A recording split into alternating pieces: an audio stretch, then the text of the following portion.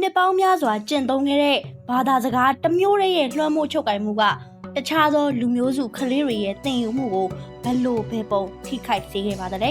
။မိခင်ဘာသာစကားအခြေပြုပညာရေးကိုဘယ်လိုမှန်မှန်ကန်ကန်တည်ဆောက်သင့်ပါသလဲ။အားလုံးပဲမင်္ဂလာပါ။အကိုရင်ဒီရှီရီရဲ့ podcast အစီအစဉ်ကနေကြိုဆိုလိုက်ပါရစေ။ဒီနေ့ podcast မှာတော့ဇူလိုင်လအတွင်းမှာဝိုင်းဝန်းဆွေးနွေးခဲ့တဲ့နေဝင်းခေတ်ဗမာမှုပြုခြင်းဗျူဟာဆိုတဲ့ခေါင်းစဉ်နဲ့စာဖတ်ဝိုင်းကဆွေးနွေးချက်တွေကိုမျှဝေသွားမှာဖြစ်ပါတယ်။ဒီမှာကတော့ဒီနေ့ podcast ရဲ့တင်ဆက်သူဖြစ်တာဝန်ယူသွားမယ့်ရေးပါ။မြန်မာနိုင်ငံရဲ့မြေပြင်ပညာရေးမှာဗမာစာတစ်မျိုးတည်းကိုပဲသင်ကြားရေးဘာသာစကားအဖြစ်အတင်းကျပ်သတ်မှတ်ခဲ့တာကြောင့်မလို့လူမျိုးစုဒေသအများအပြားမှာကြီးမားတဲ့ပညာရေးနှိမ်ချမှုတွေဖြစ်ပေါ်ခဲ့ရပါတယ်။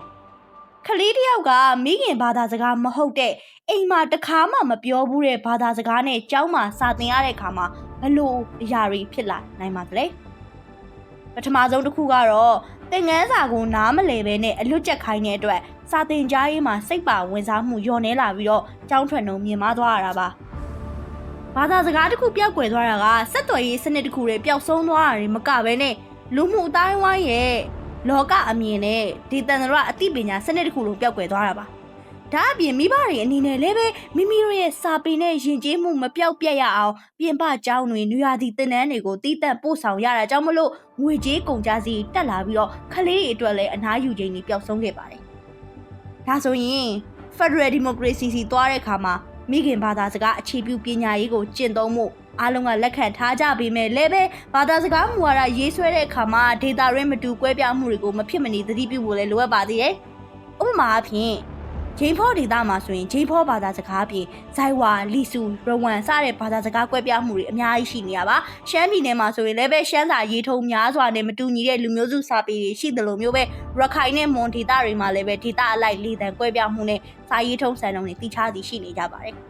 အကယ်၍ဒေတာရင်းအဓိကလူမျိုးစုတစ်ခုရဲ့ဘာသာစကားကိုပဲအဓိကစံနှုန်းသတ်မှတ်ပြီးတော့တခြားຫນွေဘွားလူနည်းစုတွေပေါ်ဖိအားပေးအသုံးပြုခိုင်းမယ်ဆိုရင်ဒါကဘာသာစကားဆိုင်ရာတရားမျှတမှုမရှိဘဲနဲ့ counter Burmanization ပဲဖြစ်သွားနိုင်ပါတယ်။ဒါကြောင့်မလို့စစ်မှန်တဲ့ဘာသာစကားတရားမျှတမှုရှိတဲ့ပညာရေးဖြစ်ဖို့အတွက်အလွှာလိုက်သင်ယူမှုချိကက်နေကိုသုံးရမှာပါ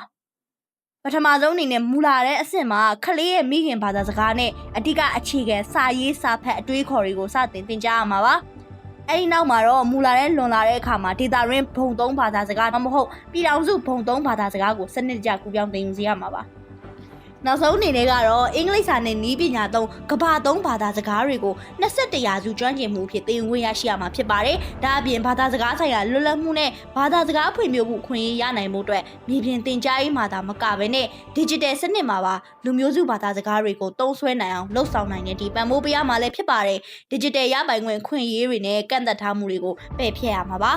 အနည်းချုပ်ရမယ်ဆိုရင်တော့ဘာသာစကားဆိုတာကထိန်းချုပ်ကိုကဲဖို့ဝါဒဖြန့်တဲ့ကရိယာမဟုတ်ဘဲနဲ့ခလေးတယောက်ရဲ့စဉ်းစားတွေးခေါ်ပညာနဲ့ကိုယ်ပိုင်အသိပညာကိုပွင့်လန်းစေတဲ့တော့ချက်ပါမြန်မာနိုင်ငံရဲ့မတူကွဲပြားတဲ့ဘာသာစကားတွေကိုဒန်းတူညီမျှအတိအမှတ်ပြုပြီးတော့အခွင့်အလမ်းသာတူညီမျှပေးနိုင်တဲ့ဘာသာစကားမူဝါဒကိုတည်ဆောက်နိုင်မှစစ်မှန်တဲ့ Federal Democracy ပညာရေးစနစ်ပေါ်ထွန်းလာမှာဖြစ်ပါတယ်နားဆင်ပေးကြတဲ့အတွက်ကျေးဇူးထူးတင်ပါတယ်နောက် podcast ဒီမှာပြန်လည်ဆုံတွေ့ကြပါမယ်ကျေးဇူးတင်ပါတယ်